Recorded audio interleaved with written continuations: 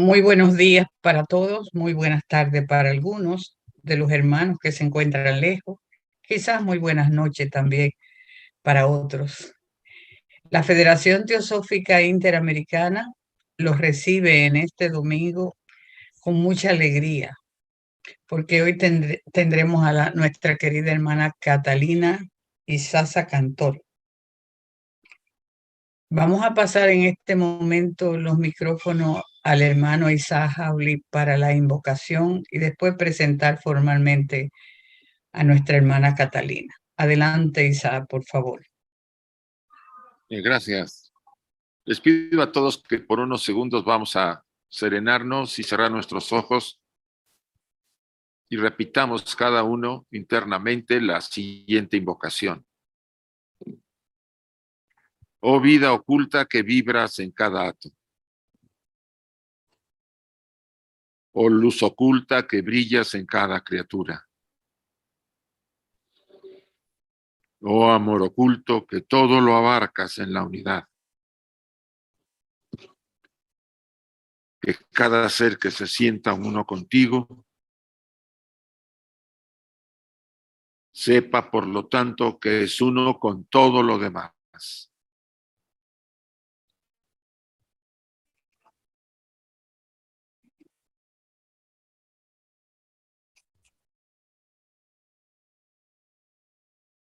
Así sea y gracias a todos. Gracias, Isaac. Muy buenos días nuevamente a nuestros queridos hermanos. Hoy, 20 de noviembre del 2022, recibimos a nuestra querida hermana Catalina Isaza Cantor para hablarnos de un tema sumamente interesante en los 147 años de la fundación de la Sociedad Teosófica. La charla se titula La Sociedad Teosófica y sus fundadores, una joya para la humanidad.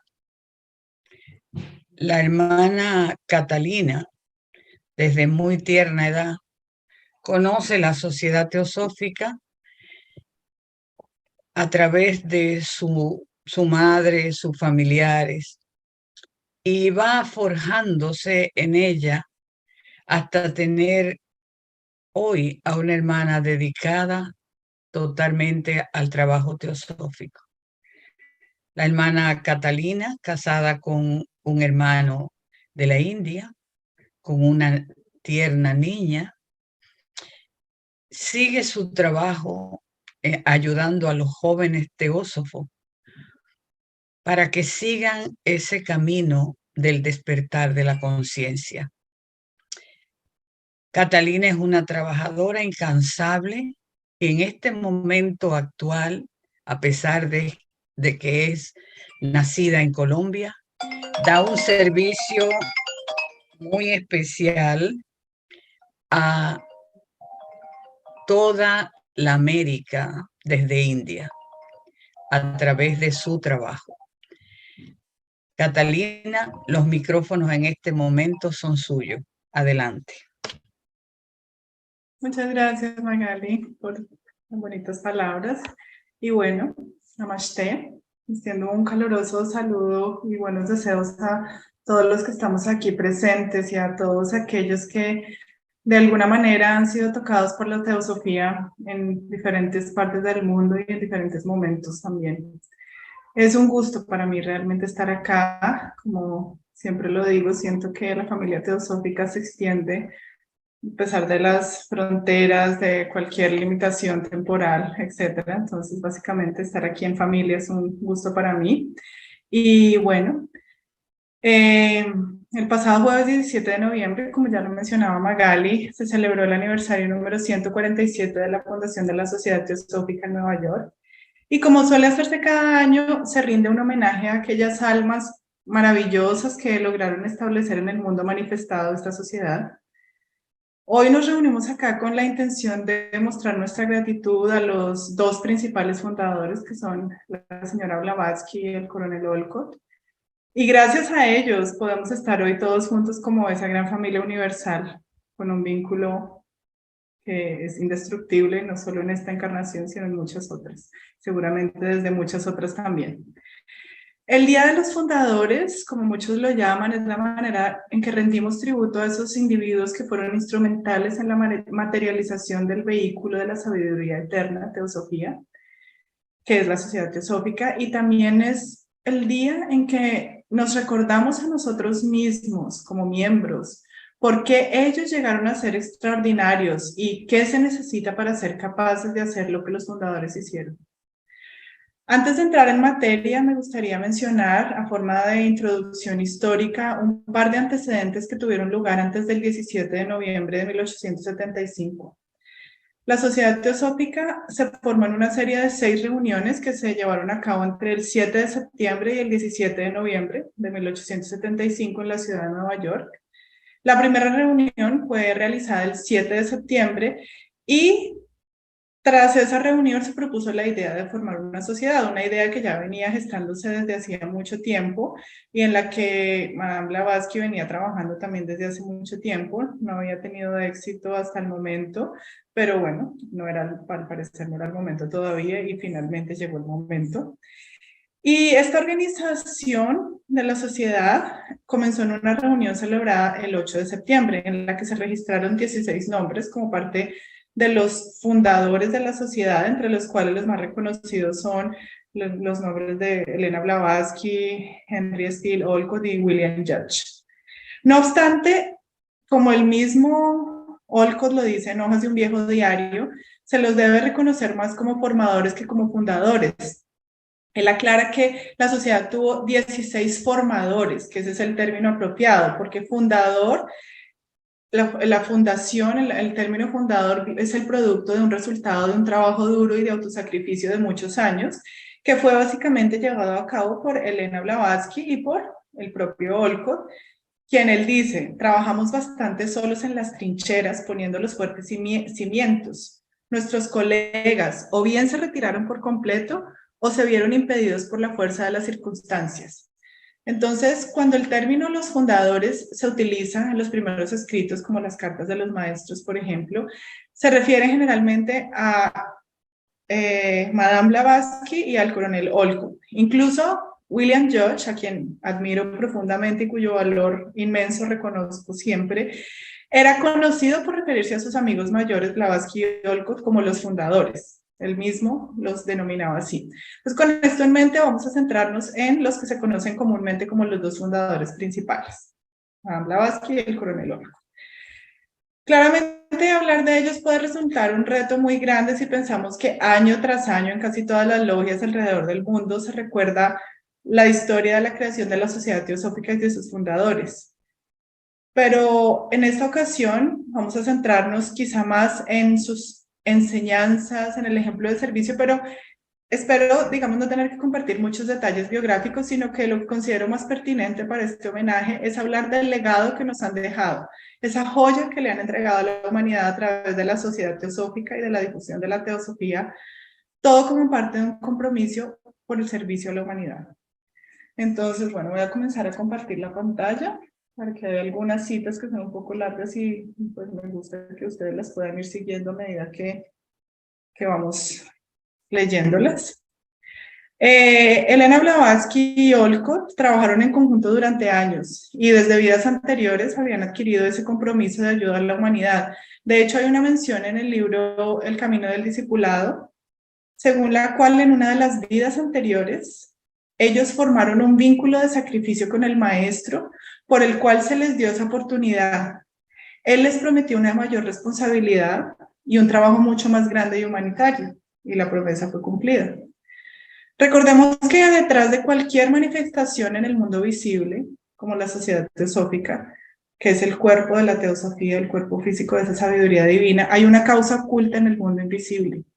Tras la fundación de la Sociedad Teosófica, o tras bambalinas, por decirlo de otra manera, tenemos a quienes se conocen como los fundadores internos, que son los maestros de sabiduría. Al respecto de quienes Olcott nos dice lo siguiente. Dice, Desearía que todos en la sociedad se dieran cuenta de la certeza que esos grandes hermanos que están detrás de nuestro trabajo mantienen un ojo vigilante sobre todos los que con un corazón puro y una mente desinteresada lanzamos nuestras energías a ellos. Como vemos, los maestros están siempre buscando corazones puros y sinceros que estén listos para servir a la realización del plan divino. Y eso nos hace pensar en que realmente somos nosotros quienes debemos trabajar día a día, como lo hicieron el coronel Olcott y Blavatsky, para podernos unir a las filas, elevar nuestra vibración a fin de que podamos conectar con esos maestros. Ellos siempre van a estar en la búsqueda, depende de nosotros dejarnos encontrar o no. Y los maestros dicen en sus cartas, queremos corazones verdaderos y desinteresados, almas intrépidas y confiadas, y estamos muy dispuestos a dejar a los hombres de clase superior, entre comillas, y de intelecto mucho más elevado, que busquen a tienta su propio camino hacia la luz. Esto nos sugiere que no es por el mero intelecto que se llega a los maestros, sino, como mencionamos, a través de un corazón puro, listo para servir, listo para despojarse de todo cuanto pueda entorpecer la verdadera senda espiritual, la senda del trabajo interno y la realización espiritual. Llevar una vida limpia, mantener una mente abierta y un corazón puro, un intelecto despierto, listo a cuestionar cualquier precepto o imposición que no vaya en concordancia con la sabiduría divina, como más adelante veremos que hizo Madame Blavatsky en relación con el espiritismo. Todo esto con el fin de poder abrir la percepción espiritual y remover los velos de la ilusión. Y una vez que removemos esos velos de la ilusión, podemos tener esa visión, esa intuición, como cuando Annie Besant hacia el templo nos cuenta que va ascendiendo por la montaña y que hay un momento en el que se ve hacia arriba y se vislumbra que hay algo allá en la cima de la montaña, que hay algo por lo cual vale la pena trabajar y así comenzar el entrenamiento de cooperación grupal a través de la fraternidad hacia el condiscípulo. Como vemos en todo este proceso, la escala de oro del libro de los preceptos de Xiang, mencionada por Blavatsky, es una de tantas joyas para la humanidad que nos han traído con la fundación de esta sociedad, porque nos brinda un norte por el cual guiarnos para el cumplimiento de ese propósito. Y no es exagerado decir que el coronel Olcott y Madame Blavatsky hollaron esos peldaños en todo momento de su obra fundadora, y quizás desde antes se venían preparando. Ellos estaban siempre listos para recibir el consejo y la instrucción de sus maestros. Tenían total sentido del deber hacia el maestro y una obediencia a los mandatos de la verdad, pues por su propio inquirir habían puesto su confianza en ese maestro y sabían que él poseía esa verdad. Y en medio de la saga creadora de la sociedad teosófica, siempre tuvieron el valor para soportar las injusticias personales, siempre hubo en ellos una enérgica declaración de principios, defendieron de una forma valiente a aquellos que eran injustamente atacados, como también veremos más adelante la transformación que hicieron en la India con la cuestión de las castas, etcétera. Y eso sin importarles si eso acarreaba para ellos desprestigio social o una injusta calumnia para con ellos. Ellos nunca, ni por un segundo, desviaron su mirada del ideal humano de progreso y perfección que les revelaba la ciencia secreta.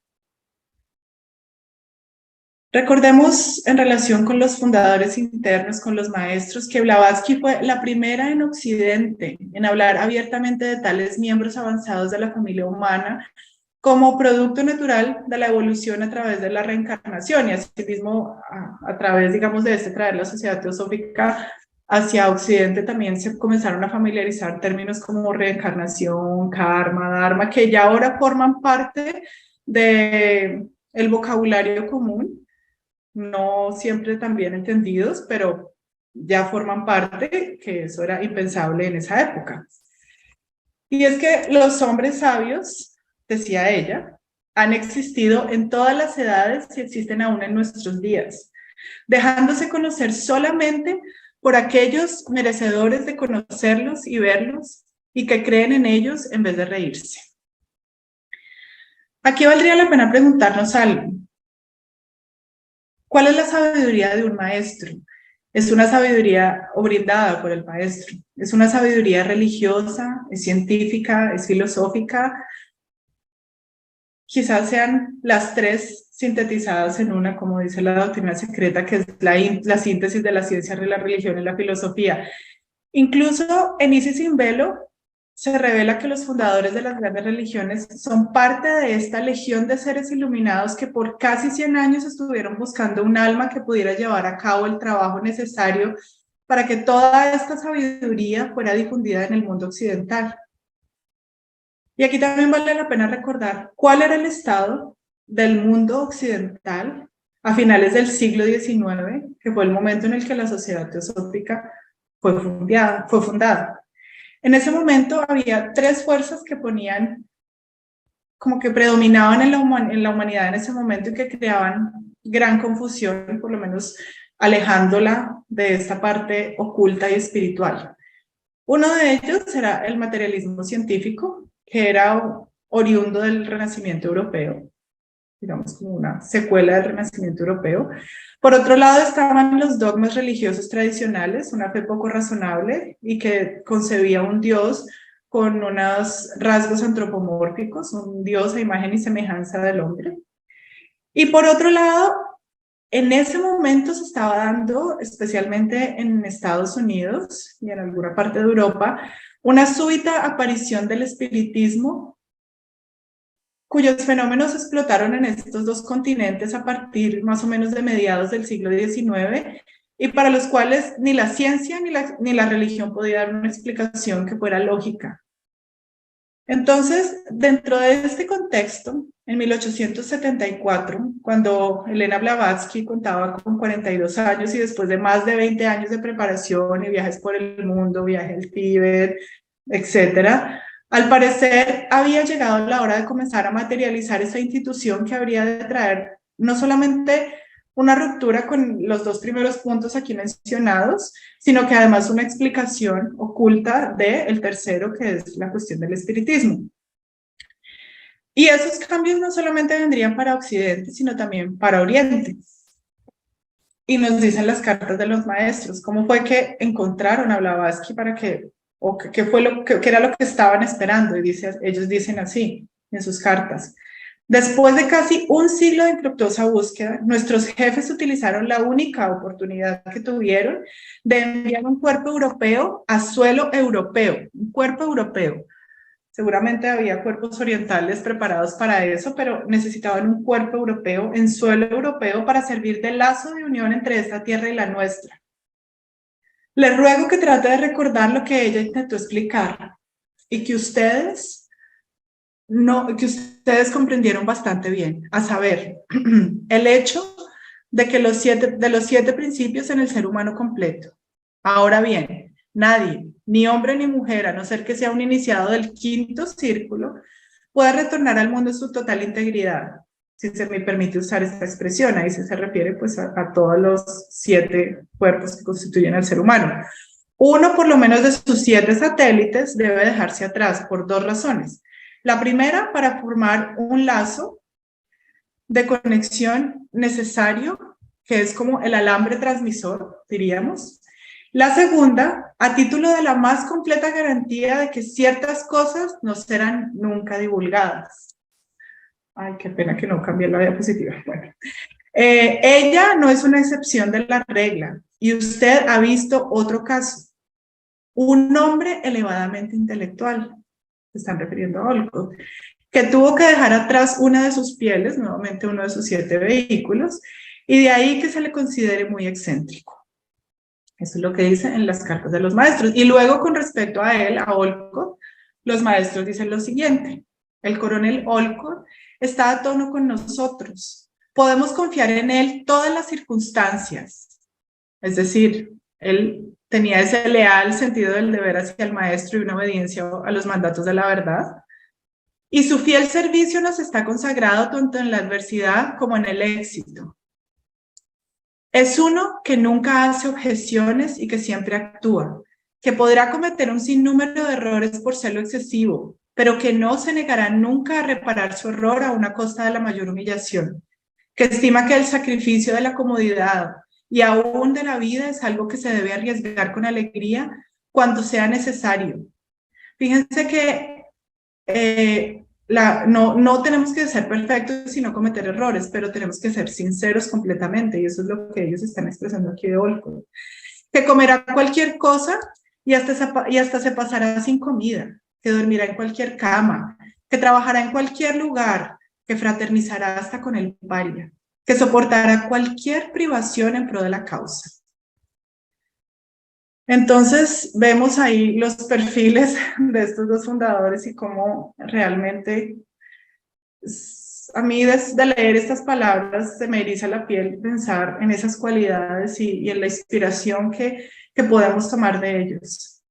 Y sin duda alguna también la conexión entre ellos dos era muy fuerte. Imagínense, confluir juntos para que el mensaje de la sabiduría divina fuera reacordado y reavivado, porque como bien nos lo menciona las cartas de los maestros, la teosofía no es una nueva candidata a la atención del mundo, sino solo la reafirmación de principios que han sido reconocidos desde la misma infancia de la humanidad. Entonces fue debido al avivamiento de los encuentros en torno al espiritismo que los dos terminarían por encontrarse. Elena Petrovna Blavatsky en un comienzo participó de forma activa, incluso ella producía fenómenos, sabemos que ella tenía esa cualidad y claramente esto atrajo a muchísimas personas. Y esa fue la forma inicial en que se pudo dar esa ruptura con el materialismo que reinaba en ese momento. El espiritismo realmente representaba la punta de lanza que abrió la primera brecha en el materialismo de las mentes de la gente de la época.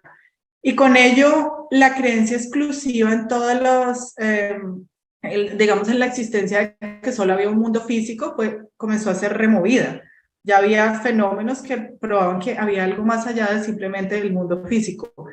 Y ella era completamente capaz de reproducir todos esos fenómenos espíritas, pero además ofrecía explicaciones esotéricas para su origen, es decir, la teosofía era la única capaz, porque ni la ciencia ni la religión lo eran, de explicar dichos fenómenos y dar una explicación que tenía algún sentido. Fue entonces en medio de todo este ambiente, en la granja de un par de hermanos en Estados Unidos, que eran los hermanos Eddy. Ellos eran médiums, y entonces Blavatsky, claramente como estaba vinculada con ese movimiento, pues estaba allá. Y Olcott, que para la época era un hombre y un periodista muy respetado, fue encargado de ir a la granja de los hermanos Eddy para comprobar qué tan fidedignos eran los fenómenos que se producían. Y efectivamente Olcott, después de observar rigurosamente, llegó a la conclusión de que los fenómenos no eran fraudulentos. Pero con el tiempo, tanto él como Madame Blavatsky se fueron dando cuenta de que la gente estaba más interesada en los fenómenos que en la parte espiritual y oculta, en la parte trascendental que subyacía a los mismos. Ya las explicaciones que daban sí eran, o sea, daban sentido y todo, pero finalmente las personas querían más, era como la parte del suceso sobrenatural que cualquier otra cosa. Y respecto a este encuentro con Olcott que tuvieron, Blavatsky dice lo siguiente: fue enviada por mi logia para América, claramente se está refiriendo a la logia blanca, a los maestros de sabiduría, con un propósito definido. Allí encontré a Olcott, apasionado por los espíritus, y recibí orden de hacerlos saber que los fenómenos espíritas y la teosofía del ocultismo eran peligrosos. Recibí órdenes de comenzar a contarle al público la verdad sobre los fenómenos espíritas. Entonces, fijémonos que ellos siempre estaban, los maestros siempre estaban ahí, tras bambalinas, guiando a Madame Blavatsky y a Olcott posteriormente en su labor. Y así hizo claramente ella obediencia a los mandatos de la verdad y a los maestros. Y claro, esto le acarreó muchísimas enemistades en el ámbito del espiritismo, pues muchos se sintieron traicionados por sus declaraciones, pero como ella siempre fue una defensora de la verdad y realmente con su enérgica declaración de principios continuó luchando por difundir las verdades esenciales que subyacían a todas estas manifestaciones, al punto de afirmar: sin duda estoy feliz y al perder mi reputación salvo a millones que así pierden la ilusión de que todos los espíritus que se comunican con ellos son ángeles de pureza, espíritus desencarnados. La verdad sale lentamente a la luz. muy tempranamente, pero es imposible esconder la luz bajo una tapa. Entonces, se asociaron con Olcott para difundir todo este conocimiento. Y en 1875 decidieron fundar la Sociedad Teosófica, que en un comienzo tuvo muchísima fuerza y muchísima participación, en parte, claro, por todas esas cuestiones del espiritismo, pero que luego de algún tiempo comenzó a decaer porque las personas, como ya mencionamos, estaban muchísimo más interesadas en los fenómenos que en el estudio profundo y en su transformación personal. Por este motivo, 3 años después, viajan a India en busca de nuevos horizontes. Inicialmente lo intentaron en Mumbai, pero tampoco funcionó.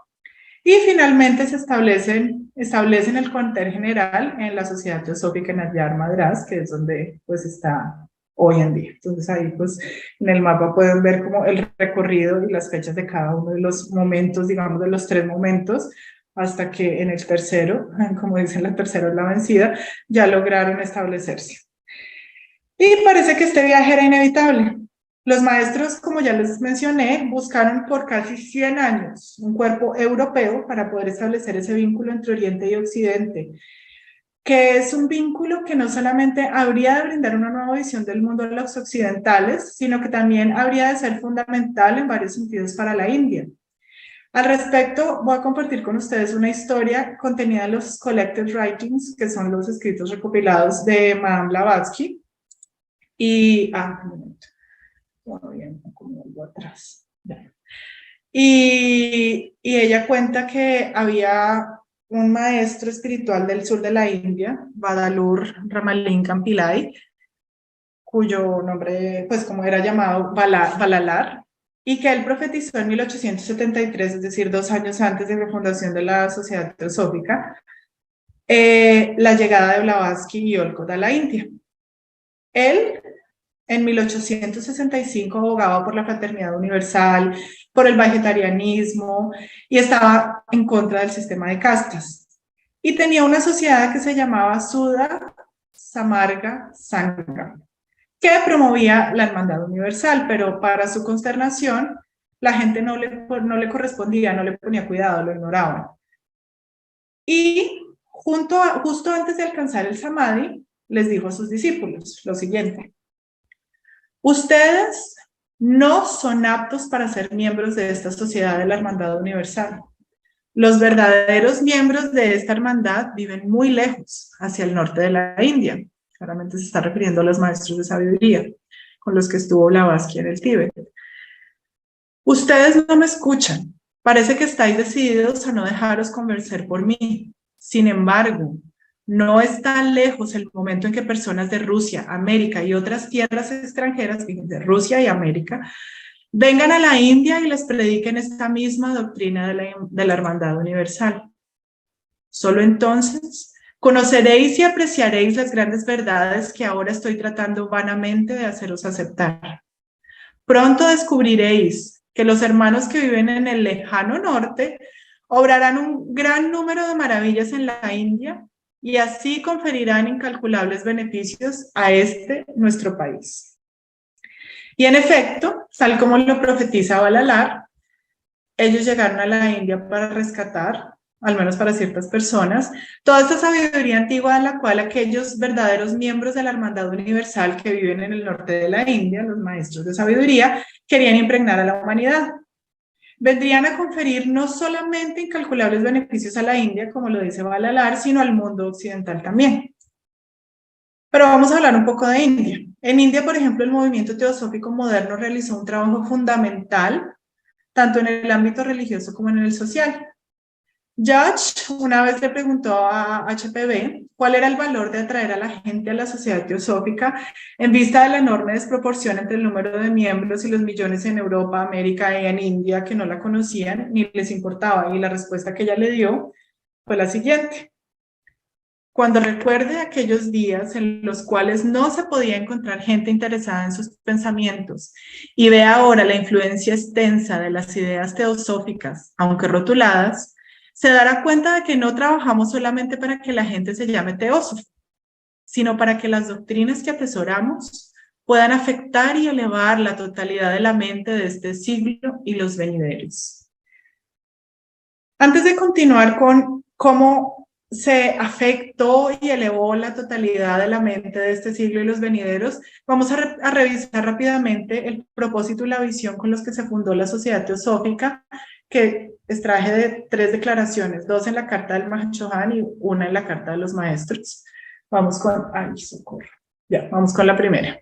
Dice así: no es el propósito individual y determinado de alcanzar uno mismo el nirvana, que es, después de todo, solo un exaltado y glorioso egoísmo, sino la búsqueda abnegada de los mejores medios para conducir por el buen camino a nuestro prójimo, para hacer que el mayor número posible de nuestros semejantes se beneficie de ello, lo que constituye al verdadero teósofo. Es decir, el servicio desinteresado. Segunda, dice: la Sociedad Teosófica fue elegida como la piedra angular, el fundamento de la futura religión de la humanidad.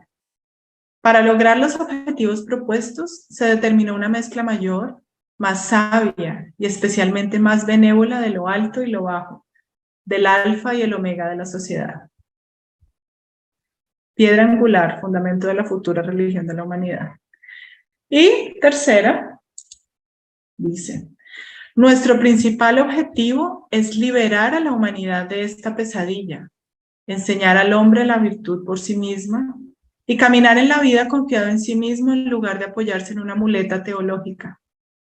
Seamos lámparas de nosotros mismos, diría Krishnamurti, que durante incontables épocas fue la causa directa de casi toda la miseria humana. ¿Cuánto hemos logrado de ello?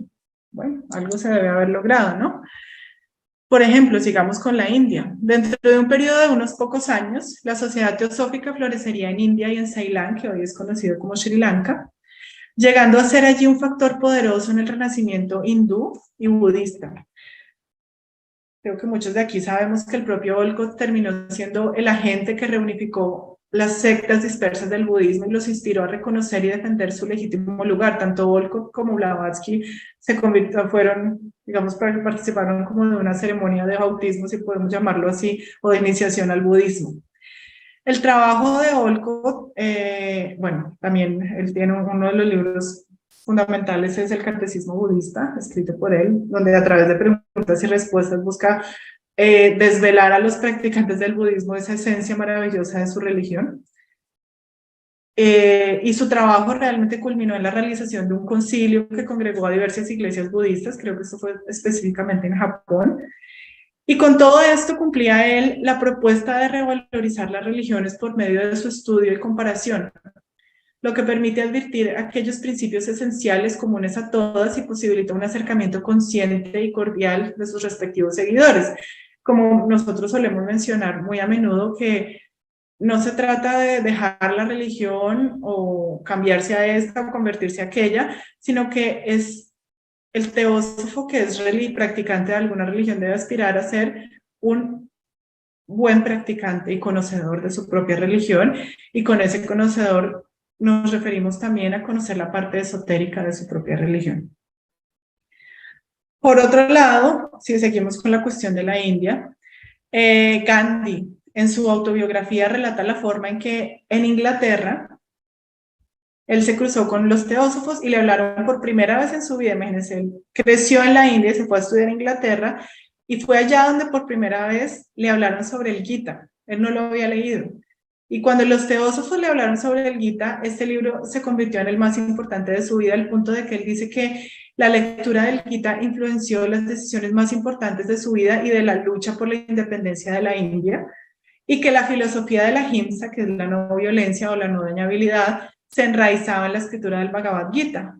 Él también relata que los teósofos le presentaron a Madame Blavatsky, a la señora Besant, y que al leer la clave de la teosofía sintió un deseo muchísimo mayor de leer más sobre el hinduismo, que era la religión predominante en su país, donde creció, pero por la idea que imponían los misioneros británicos, él no se había acercado al hinduismo porque para ellos el hinduismo era una vulgar superstición. Entonces, realmente Blavatsky y Olcott con la teosofía vinieron a rescatar esa esencia maravillosa de estas dos religiones que son, pues, antiquísimas y que tienen un mensaje muy profundo. El mensaje de la teosofía vemos que tiene mucho que ver con universalismo, con un respeto por las fees, un rechazo al fanatismo. Ese sentimiento de universalismo que la teosofía cultiva es el promotor del primer objetivo, que es la fraternidad universal. Y hay un artículo de Elena Petrovna Blavatsky que se llama Nuestros tres objetivos, que fue publicado en Lucifer, la revista que ellos creo que el mismo nombre Lucifer es toda una reinterpretación o interpretación profunda pues, de la figura de Lucifer, que es realmente quien trae la luz y no como se lo concibe dentro de el dogma católico. Y en ese artículo de nuestros tres objetivos, ella hace una revisión de lo que se logró en India con respecto a ese objetivo de la fraternidad universal. Y ella dice lo siguiente: cuando llegamos a India en febrero de 1879, que fue cuando llegaron a Mumbai, no había unidad entre las razas y sectas de la península. Tampoco había un sentido de interés público, ni disposición para encontrar una relación mutua entre las variadas sectas del antiguo hinduismo, o entre ellas y los credos del Islam, el jainismo, el budismo, zoroastrismo, etc. Pasaron 10 años y ¿qué es lo que vemos? El crecimiento de este sentimiento generoso se ha probado en una variedad de formas. Primero, en la reunión sin precedente de razas, castas y sectas en las convenciones anuales de la Sociedad Teosófica. Segundo, en el veloz crecimiento de una literatura teosófica que fomenta nuestras ideas altruistas y en el rápido cese de controversias sectarias. Por ejemplo, hoy en día, según la ONU, la intocabilidad está abolida y su práctica prohibida. Lamentablemente, pues no es completamente así, pero por lo menos ya legalmente, si se hace eso, si se excluye a alguien por su casta o lo que sea aquí en India, es un delito que es castigado de acuerdo con la ley. Y claramente el movimiento teosófico tuvo que ver en esto, fue el pionero en este sentido. De hecho, muchas de estas cuestiones de las castas fueron incluso apoyadas por los colonizadores británicos. Antes de que ellos llegaran, pues no era tan así. Pero bueno, la unión entre Oriente y Occidente que los fundadores propiciaron se vio de forma evidente en muchísimas cosas a partir de ese momento. Uno de esos, por ejemplo, que es digamos que un evento muy importante a nivel global, que se dio en 1893, fue el Parlamento Mundial de las Religiones. Allí fue increíble porque por primera vez las numerosas sectas cristianas que jamás se habían reunido así, se reunieron. Las fes orientales principales tampoco habían sido nunca invitadas a Occidente, fueron invitadas. En esa sesión de apertura, que es la foto que vemos aquí, se encontraban en el mismo lugar, bajo el mismo techo, líderes protestantes, católicos, judíos, hombres de Oriente. Muchísimos de los representantes que venían de Asia eran teósofos o miembros de la Sociedad Teosófica, y en general la impresión producida por los miembros de Oriente, digamos, era muy buena, pero también estaban personajes como los trascendentalistas americanos como Emerson, Toho, Whitman, que hablaron libremente de su admiración por Oriente, cosa que tampoco era muy común en la época. Inclusive estaba Sir Edward Arnold, que es el famoso autor de La Luz de Asia, pues inspirado en el Buda. Entonces fue un evento realmente sin precedentes y que claramente abrió la pauta para comenzar a romper esas barreras entre las religiones. En la apertura del Parlamento, el presidente, el doctor John Henry Barrows, afirmó lo siguiente: la religión, como la luz blanca de los cielos, se ha quebrado en muchos fragmentos de colores bajo el prisma de los hombres. Uno de los objetivos del Parlamento de las Religiones es cambiar la multiplicidad de radiantes colores en la blanca luz de la verdad celestial. Aquí vale la pena recordar, no voy a hacer alusión al discurso, pero cuando se trasladaron aquí a Adyar, el 19 de diciembre de 1882, en la velada inaugural del establecimiento de la sociedad aquí en Adyar, el coronel Olcott, el tema que él eligió para su discurso fue precisamente la base común de las grandes religiones. Y fue dado en donde hoy en día es el hall, y en el hall hay, para los que conocen, hay en las paredes hay un símbolo de las grandes religiones de la humanidad. Entonces eso era algo que estaba muy presente y esas son partes de esa joya que constituye pues los fundadores y la Sociedad Teosófica para la Humanidad. Y yo creo que sin temor a equivocarme puedo decir que el movimiento teosófico fue progenitor de gran mayoría de los movimientos de la nueva era que comenzaron a surgir en el siglo XX y que aún muchos de ellos están en boga. Como le diría David Spengler, que es un estudioso de la nueva era, la teosofía fue parte del vehículo elegido para resucitar un conocimiento de todo aquello del mundo que estaba lleno de significado y que no estaba abierto al mundo ni era obvio para los 5 sentidos. Es decir, la tradición esotérica en el sentido más profundo y elevado, un estudio de las esencias. La teosofía es un vehículo ideal y apasionante para dar algún tipo de realización a la conciencia humana occidental. Bueno, ¿y qué implica esta nueva era? Un cambio de conciencia, un dejar atrás ¿qué? Una vieja era, podríamos decir. Y como parte de ese cambio, tenemos, por ejemplo, la influencia de la teosofía en disciplinas como las artes, las ciencias. No vamos a entrar en detalle. Si ustedes están más interesados en eso, recomiendo una biografía maravillosa de Elena Blavatsky, que es la que hizo Sylvia Cranston. Si alguien está interesado, siempre que hablo de Blavatsky, hago la misma mención, le puedo mandar el PDF en español por WhatsApp o por correo. Creo que vale la pena leerla, es maravillosa, es muy completa además. Y no voy a entrar en detalle, simplemente voy a nombrar algunos aspectos que son como los diferentes lados, los diferentes como prismas de esa joya.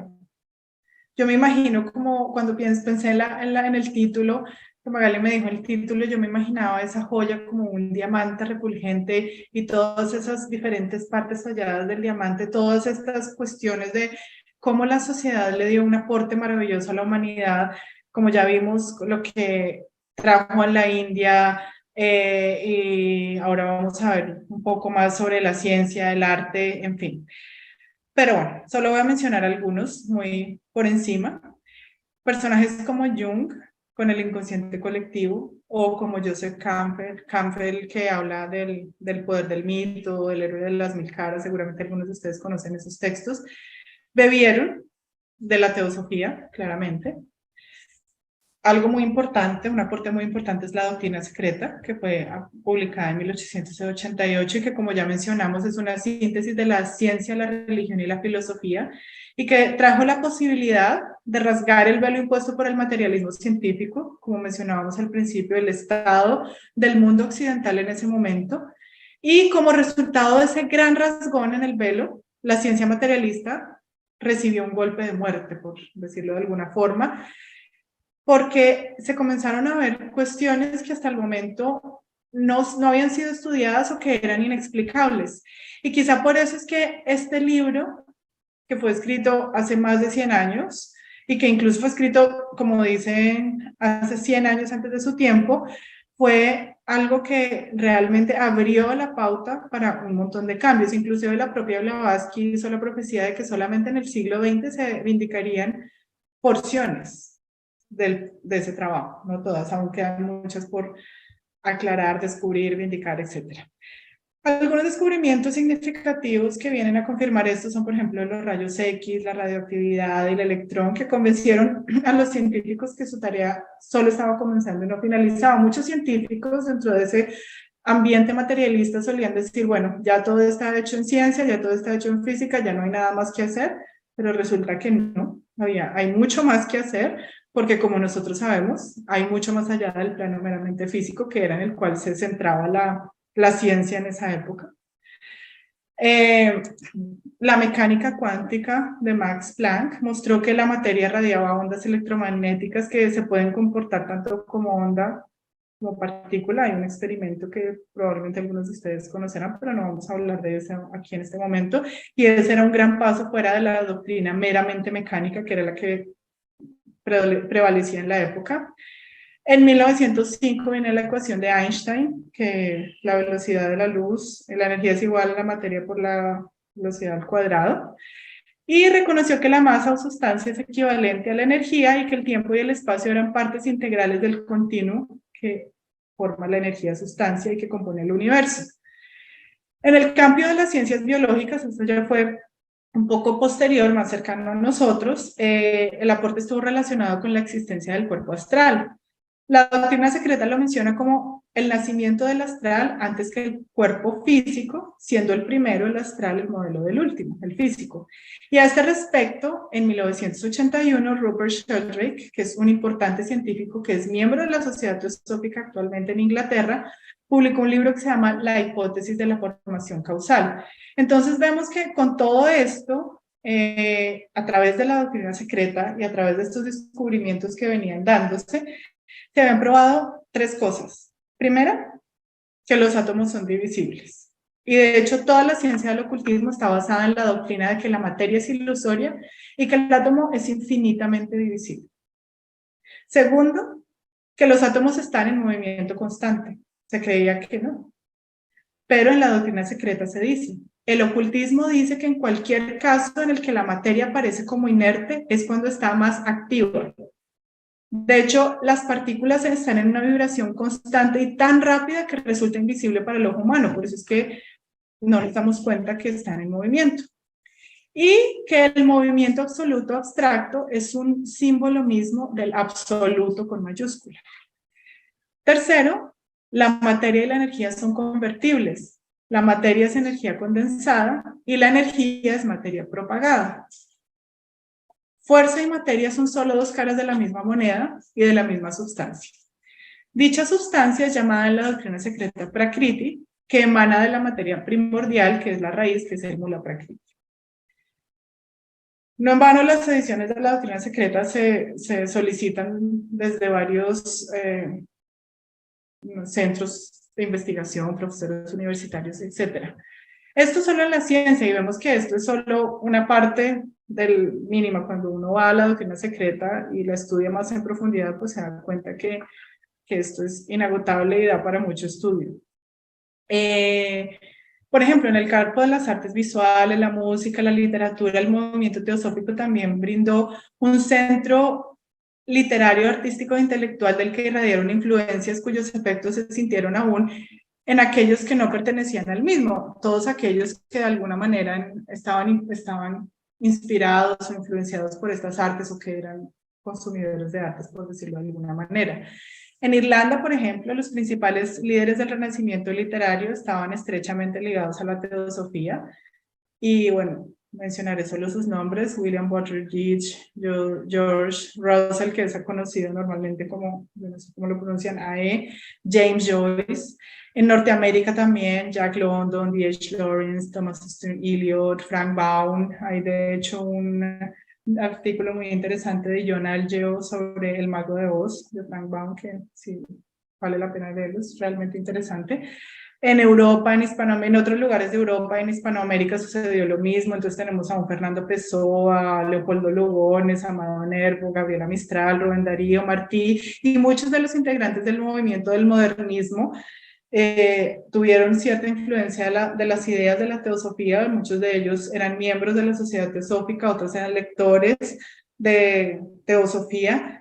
Y según la teosofía iba avanzando hacia el siglo XX, se convirtió en la escuela en la cual los artistas y buscadores buscaban una descripción alterna del mundo y del hombre, una inspiración que les permitiera expresar lo inexpresable, precisamente por ese ir más allá de lo meramente físico. Inclusive, cuando a mí me pasa mucho, que especialmente con la cosmogénesis, cuando leo la cosmogénesis, la doctrina secreta, para mí está escrita en un lenguaje eminentemente poético, es decir, para mí hay una conexión como elevada con la manera en que Elena Blavatsky se expresa ahí, porque es eso de expresar lo inexpresable, no sé, eso es una experiencia que me sucede siempre que voy a leer la cosmogénesis. En el caso del arte, por ejemplo, aquí solamente estoy nombrando rápidamente los más conocidos, pero claramente hay muchos más posteriores. Estos, digamos que me basé mucho en la biografía de Cranston, que ya les mencioné. En el caso del arte, por ejemplo, está Vasily Kandinsky, Pierre Mondrian, que se consideran los dos principales fundadores del arte abstracto moderno, que precisamente ese aporte del arte abstracto es ese abstraer y trascender la parte materialista y la parte representativa, que era lo que se utilizaba hasta el momento en la pintura. Está, por ejemplo, Paul Klee, Paul Gauguin, Hill McClint, que también era miembro de la Sociedad Teosófica. Inclusive el otro día estábamos conversando con Marja sobre ella y me contaba que ella se puso a examinar todos los registros, porque antiguamente cada vez pues cuando no estaban los computadores ni nada, cada vez que se hacían miembros en algún país mandaban un registro con todos los nombres y una persona, la secretaria, se encargaba de copiarlos en un libro a mano, y entonces ella fue a revisar los libros. Ahí estaba el nombre de Hill McClint, Roerich, que bueno, creo que lo conocemos también. Y todas estas son figuras que sobresalen, y en el mundo de la música, claramente, el mundo de la música no fue ajeno. Solamente voy a nombrar a Mahler, Sibelius y Scriabin. Realmente cuando uno escucha la música de alguno de estos tres compositores, o por lo menos cuando yo los escucho, bueno, antes de conocer la teosofía, mi padre era músico, entonces claro, escuchábamos mucha música en la casa y escuchábamos a Mahler, a Sibelius, a Scriabin, muchos otros, pero digamos ellos tres. Me acuerdo que me costaba mucho trabajo entender la música, y creo que cuando me di cuenta que había mucha influencia de la teosofía, entendí por qué. Cuando yo era más, bueno, igual también yo era muy pequeña cuando los escuchaba, seguramente también influían que no entendiera tanto la música, pero bueno, todos estos que mencionamos acá bebieron de esa fuente teosófica, y se dice que sus composiciones eran demasiado avanzadas para su época y que en ellas había una búsqueda por expresar un desarrollo evolutivo de la naturaleza. Entonces, claro, con ese deseo recurrían a ciertas licencias poéticas en la música que hacían que no fuera una música común, a lo que la gente estaba acostumbrada en ese momento. En resumen, muchos de estos artistas buscaban expresar la interrelación entre la vida y el arte. Y entre la vida y esa pulsación del arte, que es la pulsación interna del ser humano, ese deseo de ir más allá. La base del pensamiento era una fe, era una lealtad indestructible hacia el arte como medio para elevar el espíritu humano, mostrar la luz, la bondad, la verdad, para despertar a los seres humanos hacia esa esencia que era inexpresable de otra forma. Y la teosofía abrió ese mundo, y eso hacía que presentara un campo de inspiración propicio para esto. Elena Blavatsky y el coronel Olcott fueron seres de una gran valentía y una gran persistencia. Yo creo que definitivamente esa búsqueda de los maestros fue tan exhaustiva porque se necesitaban personas de esa talla para poder llevar a cabo una tarea titánica en medio de las condiciones que ya mencionamos que había en la época, y de toda la resistencia que tuvieron durante toda su obra. Es decir, a partir de que ellos comenzaron la obra de la creación de la Sociedad Teosófica hasta el día en que dejaron este plano, todo el tiempo tuvieron que enfrentarse a muchísimas cosas complicadas que yo creo que cualquiera que no tenga esa convicción y ese compromiso interno habría desistido. De hecho, muchos lo hicieron. Soportaron injusticias, calumnias, enfermedad, para poder traernos ese material inspirador, para poder darnos esa joya, para poder traernos todo ese cúmulo de elevación de la conciencia. Tuvieron el valor para soportar las injusticias personales. Por ejemplo, Blavatsky, durante casi 3/4 de siglo, debido al informe Hudson, gran parte del mundo la vio como una de las impostoras, y así reza el informe, una de las impostoras más consumadas, ingeniosas e interesantes de la historia. Y se necesitó casi un siglo para que finalmente fuera reivindicada de todas esas falsas acusaciones que claramente estaban basadas en una agenda sesgada por los intereses de la época, en los cuales estuvo mezclada claramente la iglesia. Aquí en India, que pues les estaban quitando feligreses, ¿no? Les estaban mostrando el valor de las religiones locales y ya no los podían convertir tan fácil. Y que estaban patrocinadas por todas estas personas interesadas en destruir y desprestigiar el mensaje de la teosofía. Pero finalmente el señor Vernon Harrison, que era un filósofo y, bueno, no sé si psicólogo también, escribió un informe que se llamaba H.P. Blavatsky y la Sociedad de Investigaciones Psíquicas, que fue a la que pertenecía Hudson, que fue la que la desprestigió, un examen del informe Hudson de 1885.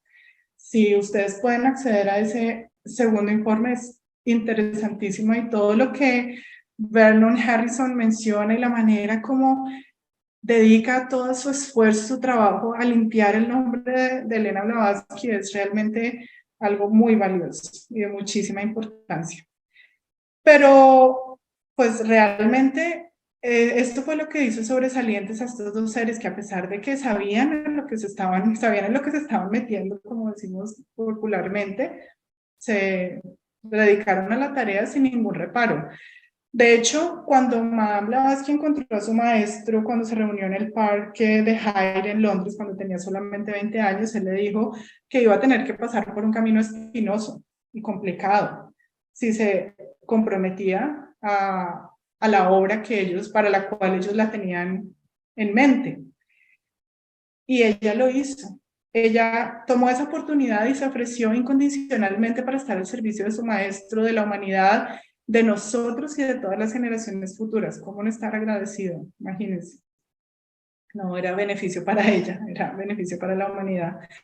El maestro dice en una de las cartas, un momento que me perdí el lado. El maestro dice en una de las cartas, ya les digo aquí, dice, el martirio es agradable de mirar y criticar.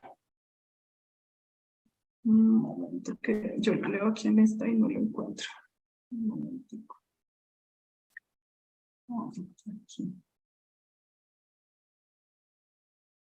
Sí, el martirio es agradable de mirar y criticar, pero más difícil de sufrir. Nunca hubo una mujer más injustamente maltratada que HPB. Entonces, al celebrar hoy el Día de la Fundación, estamos tratando de recordar todos esos principios, no solamente esos principios vitales de la teosofía, que son algo que debemos vivir diariamente, sino que debemos darnos cuenta de esa oportunidad que es la teosofía, que es la sociedad teosófica, su vehículo, esta joya de la humanidad cuya llamada puede ser oída y sentida por cualquiera que tenga un intelecto despierto, una percepción espiritual sin velos, un deseo sincero, porque la teosofía conduce al aspirante por el camino hacia su origen, donde se revela su verdadera naturaleza, y ese es un camino hacia adentro. El maestro nos da una pista muy clara de lo que ellos esperan de un aspirante, y dice, vale, solo aquel que tiene el amor a la humanidad en su corazón, que es capaz de comprender a fondo la idea de una hermandad práctica regeneradora, tiene derecho a la posesión de nuestros secretos. Solo él, un hombre así, nunca hará mal uso de sus poderes. Bueno, un ser así. Nunca hará mal uso de sus poderes, ya que no habrá temor de que los convierta en fines egoístas.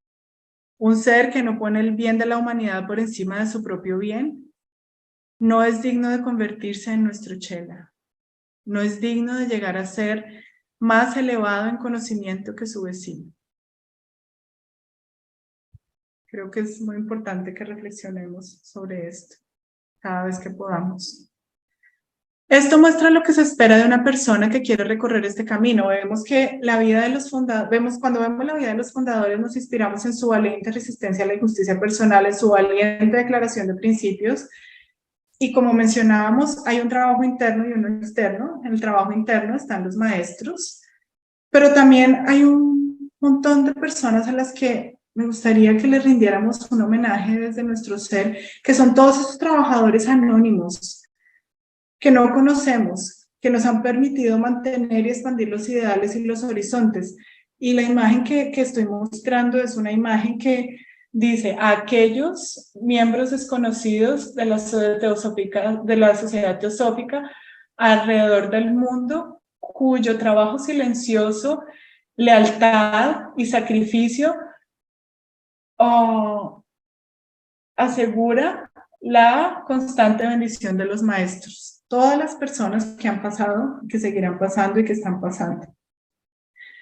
Entonces, evidentemente, no estamos aquí por casualidad, sino porque en algún momento quisimos estar aquí, así como Blavatsky y Olcott se comprometieron en sus vidas, como lo mencionábamos.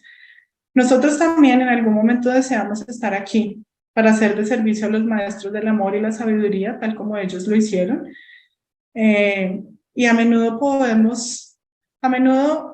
como hemos visto como muchas de la influencia de la sociedad teosófica, pero también muchas veces no podemos ver el lado oculto de nuestro trabajo. Por ejemplo, no podemos ver las vibraciones que se generan por un pensamiento teosófico colectivo y sus efectos en la conciencia humana. Pero como conocemos ese lado oculto de las cosas, sabemos que eso tiene un poder en sí mismo, un poder inmenso, porque el mundo invisible es muchísimo mayor que el que podemos ver.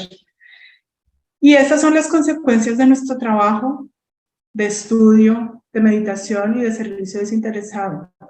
Entonces, sabemos que si eso lo hacemos con convicción, con amor, con sinceridad, las consecuencias en los mundos invisibles van a ser muy grandes.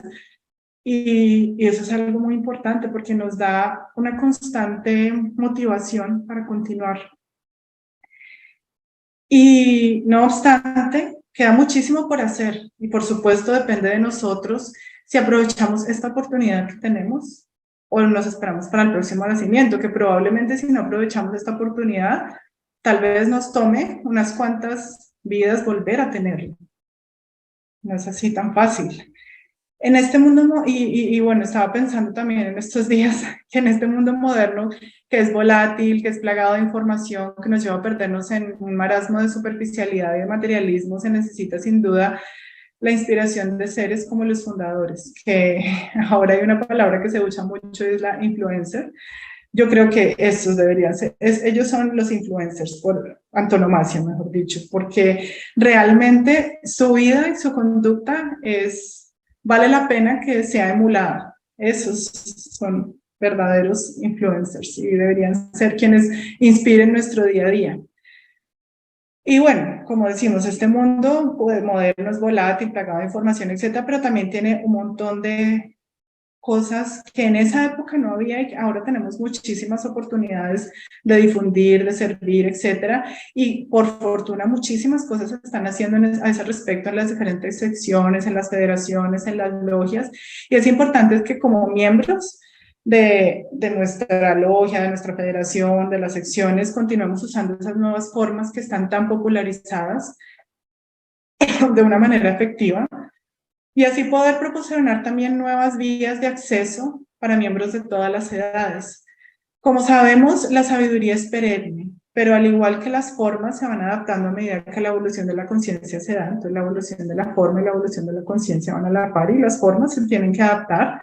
Es fundamental que adaptemos nuestras formas físicas de propagación y difusión a las necesidades del nuevo milenio. A veces me pongo, cuando ¿sabes? Están viendo videos, etcétera, me pongo a pensar qué harían figuras como los fundadores o Annie Besant con tantos recursos existentes. Y pues, por fortuna, estamos haciendo lo más que podemos y muchas cosas maravillosas. Hoy es la oportunidad de recordar las cualidades, las calificaciones o virtudes que necesitamos desarrollar en nosotros mismos para poder ayudar en el plan divino de manera consciente y bajo la guía de esos maestros de sabiduría que están por detrás.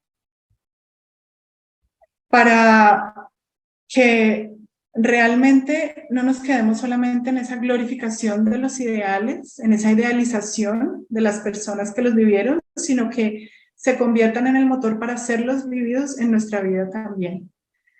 Y con todo lo que se ha dicho de estas luminarias de la humanidad, valdría la pena que, ya para terminar, pensáramos cuál es la mejor forma de rendirles homenaje. Recordando año tras año sus hazañas en pro de la fundación de la Sociedad Teosófica. Bueno, sí, sin duda alguna eso es algo muy importante. Difundiendo sus nombres, claro, su nombre y su obra, eso es parte de nuestro Dharma como estudiantes de Teosofía y miembros de la Sociedad Teosófica. Y mucho más allá de cualquier manifestación externa de nuestra gratitud para con ellos y su invaluable trabajo, el mejor homenaje, creo yo, es la evidencia diaria de lo que hayamos podido aprender dentro de nuestra caminada por la senda de la autotransformación. Yo quiero proponerles que rindamos en cada instante de nuestra vida un homenaje silencioso, interno, íntimo, de compromiso personal, a estos dos y a todos los seres que han contribuido y entregado sus vidas a la posibilidad de elevar, aunque sea un poquito, la nota vibratoria de nuestra humanidad. Seamos agentes de ese cambio, seamos lámparas para nosotros mismos y para el mundo. La teosofía yo la veo como una aventura personal y una oportunidad planetaria, a la que en 1875, el 17 de noviembre, se le dio un primer gran impulso, un impulso que sigue ahí, que se hace más y más relevante cada día que pasa. Y ya para cerrar esta sesión me gustaría recordar las palabras pronunciadas por el coronel Olcott el 17 de noviembre de 1875 en el Mont Memorial Hall en la ciudad de Nueva York, en la que sería la primera reunión ordinaria oficial de la Sociedad Teosófica. Y él dijo: pero si esta sociedad se disolviera dentro de un año, no habríamos vivido en vano. En la economía de la naturaleza, un impulso, por leve que sea, una vez dado a la materia, es eterno. Y una vez realizado un acto, sus consecuencias, ya sean grandes o pequeñas, deben producirse tarde o temprano. Esto es una gran responsabilidad y es una gran oportunidad. Hace ya 147 años que estamos acá. Él decía si se disolviera dentro de un año. Pues no, hace 147 años que estamos aquí y puede que este impulso se haga más fuerte con cada día, o es necesario que este impulso se haga más fuerte cada día que pasa en nuestras vidas y para el trabajo del plan divino. Y con eso quiero concluir. Les agradezco por su paciencia. Creo que me extendí un poquito, pero bueno, muchas gracias a todos y a todas. Gracias a ti, Catalina. Gracias a ti por tan bello trabajo. Si hay algunos hermanos que quisieran hacer alguna pregunta, por favor, este es el momento de hacerla.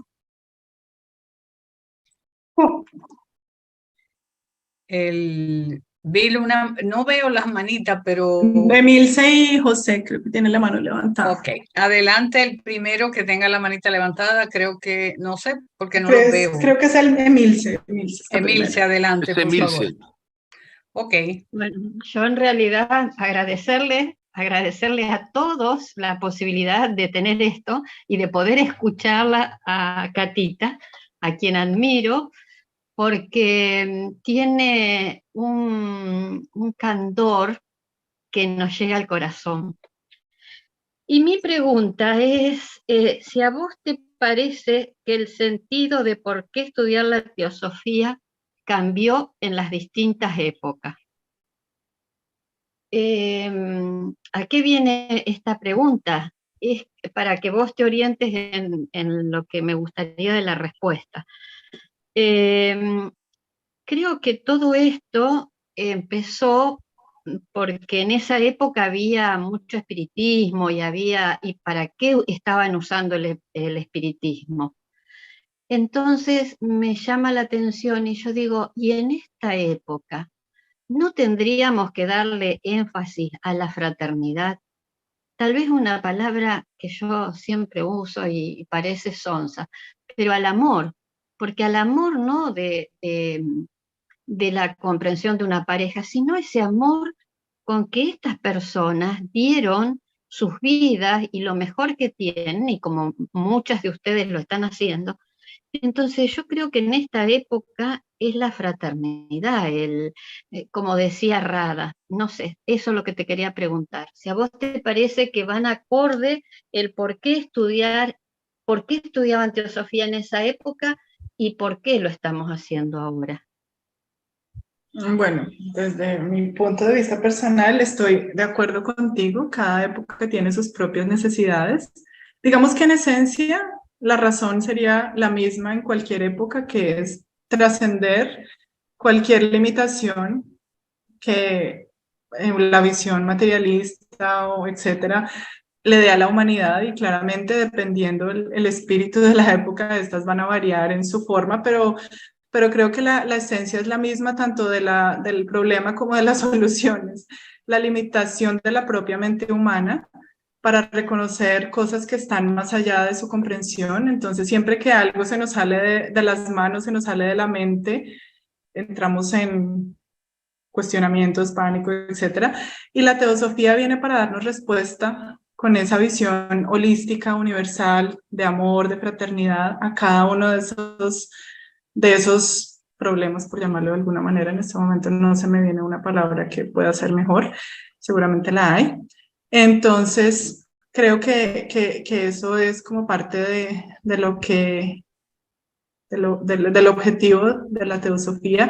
Y cuando tú dices que lo del amor, que sonso, creo que el amor es la fuerza que lo mueve todo. Lo que pasa es que tenemos una comprensión nuevamente limitada del amor, pero cuando vamos más allá nos damos cuenta que el amor es una fuerza y hay una cosa que he aprendido recientemente, en los últimos años, y es que el amor y el deber están ligados de alguna manera. El deber es otra forma del amor. Yo diría que es la forma más elevada del amor. Pero claro, tenemos el deber como algo, ¡ay, qué aburrido el deber! O qué terrible el deber, pues por esas concepciones superficiales, pero el amor y el deber son uno solo. Y la fuerza, el universo se mueve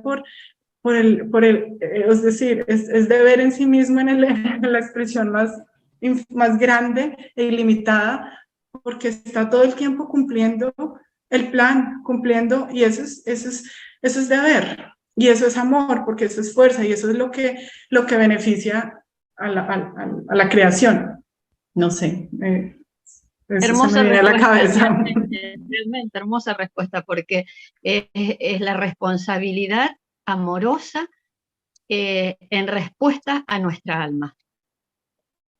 Al llamado interno, que es el que se conecta directamente con eso superior. Gracias. Bueno, ahora, gracias Emilce por la pregunta. El hermano José, por favor, adelante, que ya puedo ver las manitas. En primer lugar, me ha gustado dentro de la cantidad de información que sobre el tema podemos disponer, cómo has seleccionado para mí las partes más importantes para recordarnos a los que han hecho que se iniciara y que siguiera todavía trabajando la sociedad teosófica. Y cuando Magali hizo tu presentación, dijo, y de una niña, no recuerdo la palabra que usó, muy tierna, creo. En los estudios que hacemos a través de Skype y que participa tu mamá, en una ocasión ella nos pidió permiso para dar un comentario muy acertado al tema.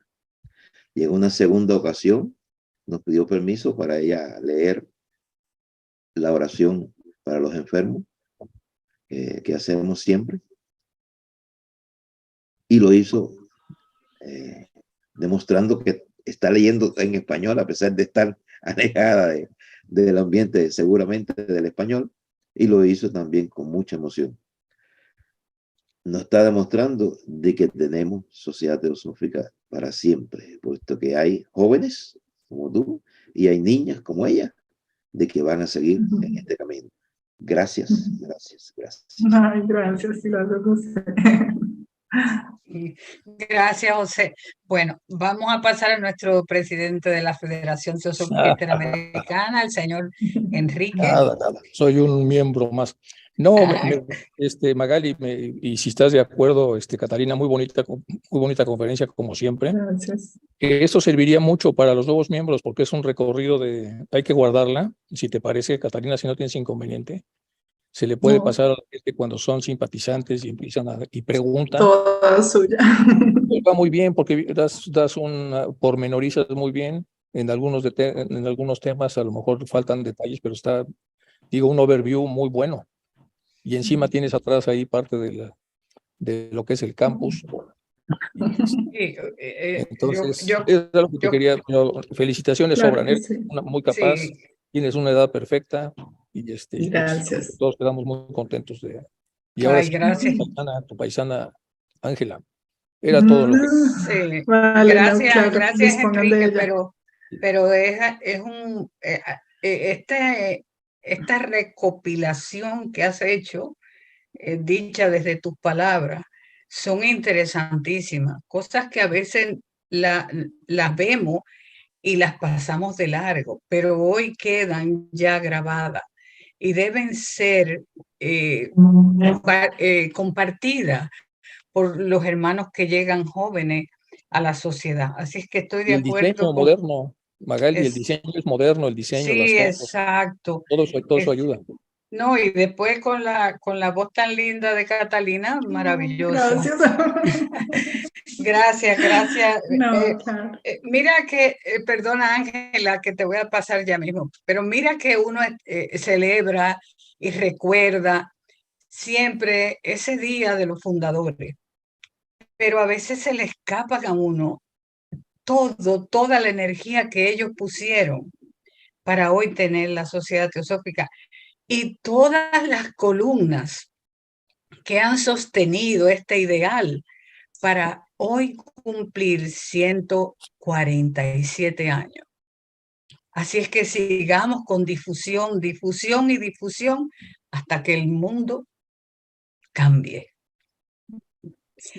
Bueno, vamos a pasarle a la hermana Ángela y perdona que te robé el tiempo, Ángela.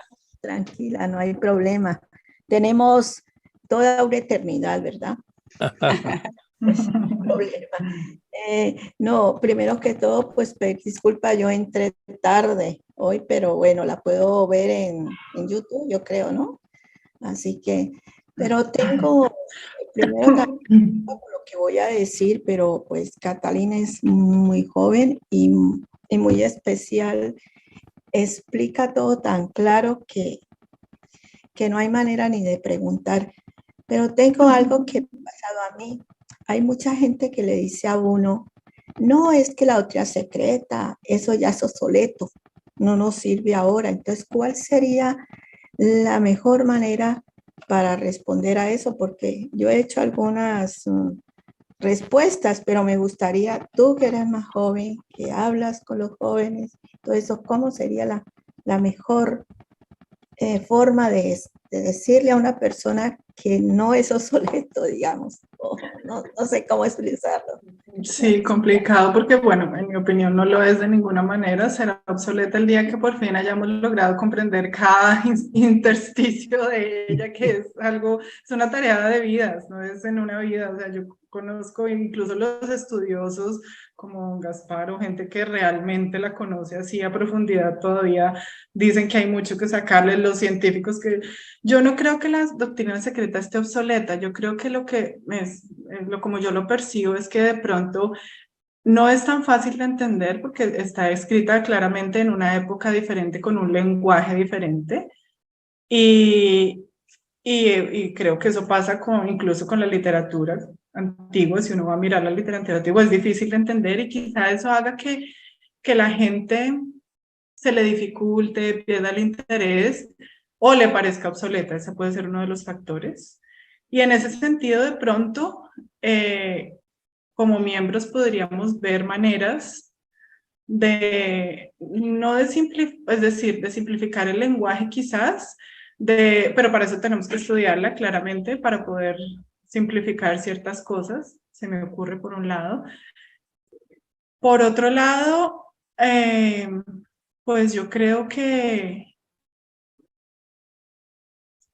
también obviamente la ciencia avanza a pasos agigantados, de pronto, y creo que es una cosa que se puede hacer, que puede ser muy valiosa en grupos, y creo que se está haciendo, que hay un grupo de ciencia y espiritualidad, para comenzar a ver, claro, muchas nuevas cosas que de pronto haya. Yo no sé nada de ciencia y no puedo decir si hay cosas nuevas que se están descubriendo que no se habían mencionado en la doctrina secreta. Es muy posible que lo sea así. Entonces, creo que una opción muy válida es crear grupos de estudio de ciencia y espiritualidad con gente capacitada para hacer eso, para ver hasta qué punto sí es obsoleta y hasta qué punto hay cosas que se han descubierto que van más allá de la doctrina secreta, que de pronto para la época no estaban mencionadas. Es que realmente todo hay que ponerlo en su contexto. si bien la doctrina secreta fue escrita, como se decía, 100 años antes de su época, también han pasado muchos años después de la escritura y muchísimas cosas han cambiado. Entonces, pienso que una de las principales cosas podría ser primero poner en contexto a quienes están diciendo eso y aconsejarles que hagan un estudio minucioso de ciencia, filosofía y espiritualidad comparado, creería yo. Hay un autor, pero pues que yo he leído un par de cosas pero creo que también ya hay muchas cosas después de Amit Goswami, que también él tiene muchas cuestiones de ciencia, espiritualidad, tiene unos libros interesantísimos, uno que se llama Creative Evolution, que habla como pues de toda la evolución desde el punto de vista de la ciencia, del darwinismo, etcétera. Pero claro, todo eso ya también son libros que, no sé, ese libro tendrá más de 15 años de haber sido editado, supongo yo que actualmente debe haber muchas cosas más. Entonces, bueno, la propuesta puede ser, bueno, estudiemos la doctrina secreta de cara a los avances científicos más recientes, a ver qué se puede encontrar y qué definitivamente no sé. O sea, eso te lo digo desde mi profunda ignorancia sobre ciencia. Pero se me ocurre. Sobre este mismo tema puedo opinar antes de que pase Emilce. Es sobre el mismo tema. Yo he tenido el mismo problema. Lo primero que hago es corregir la palabra. Obsoleto no es. Obsoleto es una cosa. Está descontextualizada una parte de la doctrina secreta cuando habla de los autores de la época, cuando habla de los biólogos, de los sociólogos y las personas que hacen afirmaciones y Blavatsky los confronta. Entonces sí les hago una advertencia de que esa parte evidentemente es antigua. Y no es que esté obsoleta, pero es una parte nada más de la doctrina secreta. Las otras partes tienen otra visión. Sí tenemos que hacer toda una introducción. Estoy de acuerdo con la pregunta de Ángela. Una introducción para que la gente sepa qué encontrar y qué cosa está fuera de contexto y qué cosa sigue siendo valiosísima de lo que ahí se dice. Perdón, Emilce, te robé un poquito de tiempo, pero era nada más para aclarar. No, está muy bien lo que me dijo Catalina y lo que dice aquí nuestro presidente puede. Está muy bien, ¿verdad? Ay. Entonces, te agradezco, Catalina, y a todos. Gracias. Ay, perdóname, ya. Estamos aquí con esta cosilla. No hay problema. Adelante, Milce. Sí, bueno, quería agradecer a Catalina, felicitarla porque fue hermoso, realmente me gustó mucho. Y de paso, preguntarte si recordás en dónde se habla de este compromiso que hacen Blavatsky con Olcott. ¿Está en los Collecting Writing eso? Creo que es un libro de Clara Cott, que es El Camino del Discipulado. Creo que esa es la traducción en español, yo lo leí en inglés, entonces no estoy segura si ese es el nombre del libro en español, pero creo que esa es la traducción que le dieron, sí. Sí, y está la hoja que firmaron, ¿verdad, Catalina? Está la hoja firmada ahí por Olcott. Qué lindo. ¿Y lo tienen en inglés, en PDF? ¿Se podrá conseguir eso? No sé, lo voy a buscar y si lo encuentro te lo mando. Bueno. Lo pueden poner en el chat para que les sirva. Perfecto, sí, lo voy a buscar, no sé si está en PDF, lo voy a buscar. Yo también lo puedo buscar porque tengo la hoja, incluso buenísimo. a un colegio, y en ese colegio los niños hacen el compromiso, y entonces a ellos les dan ya el título de que están oficialmente comprometidos con el budismo de Ceilán de aquella época, y es muy bonito. No, tampoco me acuerdo dónde lo saqué, pero si quieres lo busco si quieres tú pasarlo, por favor, Catalina, y yo buscaré lo mío también para pasárselo. Listo, lo voy a buscar y lo ponemos ahí en el... Otra pregunta es, ¿dónde cita eso de las 7 pieles que tienen que dejar una de las pieles atrás? Eso está en las cartas de los Mahatmas, porque eso se lo he escuchado decir a Juan Viñas, sí. Pero nunca encontré el texto. Sí, están las cartas de los maestros, pero no te puedo decir exactamente en cuál. También en las estancias. Lo voy a buscar con esa. Sí, también lo voy a buscar porque solo tenían unos apuntes que yo tenía desde hace rato. Tú lo has visto si quieres para que lo puedas. En las estancias también creo que está, Catalina. Sí. Ok, voy a buscar exactamente porque no, era un apunte que tenía desde hace rato y no lo revisé esta vez, pero bueno, también. Bueno, no, pero sí con esas letras, capaz que con esas palabras, capaz que lo puedo encontrar. Muchas gracias. Sí. Después, yo traté esta vez con la búsqueda esa con control F, no tuve éxito porque quería dar la referencia exacta, pero igual voy a esperar. Sí, te quedo viendo eso. Sí, Perdón que interrumpa. Está en Cosmogénesis, en una de las estancias, creo que es la tercera estancia, habla de las pieles, de las 7 pieles. Gracias, Ajá. Isaac. Bueno. Sí, esta es la estancia. Entonces, ¿saben qué? También está en la, no, sí, aquí lo tengo. Es en la, bueno, es en la carta 26 hay una versión online que es la que tiene, ya espérate, ya te muestro que la que tiene esta portada. También la tengo, si quieres te la mando. La puedo buscar si es con la carta 26, tengo las dos versiones. Es la que tiene esta portada, hay una versión online con esta portada que estoy mostrando acá. Bueno. Y ahí está en la, espérate que aquí debe estar, yo creo que yo la puse aquí al final. Sí, hay página 242 y 243 de la carta 26. Yo corté algunos pedacitos, creo, donde hay puntos suspensivos, pero ahí está un poquito más larga. Búscala ahí, que estoy casi segura que es en esa. También. O si no, pues como dice Isaac, en Cosmogénesis también. Perfecto. Muchísimas gracias, Catalina. Gracias, Emilce, por tu pregunta. Y ya les decía yo a ustedes que Catalina nos trajo puntos muy interesantes que no habíamos comentado, así que qué bueno que quedan grabados. Adelante la otra Emilce. No, simplemente le quería comentar algo que me puso muy contento de acá de la Argentina, y que es que la familia de Messi, el jugador de fútbol, va a crear una escuela Montessori en Rosario. Y me pareció maravilloso como para compartir que nosotros podamos tener esa oportunidad. Era eso nada más. Gracias, Katy. Bonito, felicitaciones. Qué maravilla. Gracias, Linda. Chuy, yo le oí su voz por ahí. ¿Quería usted decir algo?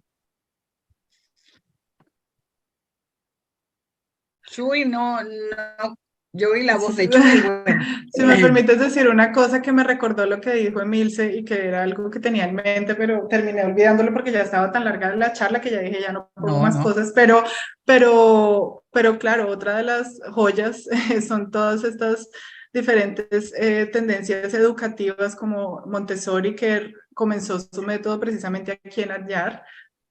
Durante la guerra estaba acá, la cogió la guerra acá y no pudo volver a Italia y comenzó a desarrollar todo el método. Hay fotos acá en el archivo de ella con sus niños. Está la antroposofía de Rudolf Steiner, que es un derivado de la sociedad teosófica y que creó la metodología Waldorf, que también es algo fantástico. Están las escuelas Krishnamurti, pues obviamente Krishnamurti tuvo mucha cercanía con la sociedad teosófica y bueno, hay muchas más y ahora tenemos la suerte de tener esta educación transformativa que se está llevando a cabo con el Golden Link en Filipinas, aquí con Adyar Theosophical Academy, entonces eso es parte de ese legado y pues qué maravilla que ahora vayan a tener una escuela Montessori más en Argentina. Y Gabriela Mistral también, no se puede dejar atrás, que claro. Ayudó mucho a la educación también. Sí, y a nivel Besant, aquí hay un montón de universidades, colegios Besant, y bueno, lo que esa mujer hizo por la sociedad india fue algo que no tiene nombre, y aquí de hecho es mucho más conocida que cualquier otro fundador de la sociedad teosófica. Ani Besant es una figura admiradísima y reverenciada aquí. Muchísimo. Por eso debemos dar las gracias a esas columnas humanas, como dije hace un ratito, esas columnas humanas que hoy, por ellas, celebramos esos 147 años de vida teosófica. Han sido etapas de la vida muy, muy fuertes, pero han dejado su legado. Y están ahí en base a ese pensamiento, a esa sabiduría que nos dejaron esos grandes seres. Darse a trabajo creador y amor a la humanidad es algo útil, es algo muy útil, que no lo vemos porque son pequeñas gotas que cada ser humano da en este vasto océano de universo, ¿no es verdad? Pero vemos al recopilar todo lo que tú nos has traído hoy, Catalina, vemos que sí, que el trabajo, no importa lo pequeño que sea, es fructífero para la humanidad. No importa la gota, no, hagamos algo en bien de la humanidad, que eso, como dijo Olco en el discurso, eso va a ayudar a la materia, eso va a ayudar a la materia a transformarse, para que ese nivel de conciencia cambie a través del conocimiento. Así es que te damos las gracias, mi querida niña, porque para mí sigue siendo una niña. Y te quiero mucho, tú lo sabes. También. Y bendiciones para todos los que hoy estuvieron allí. La Federación Teosófica le da las gracias por su presencia en esta celebración. Bueno,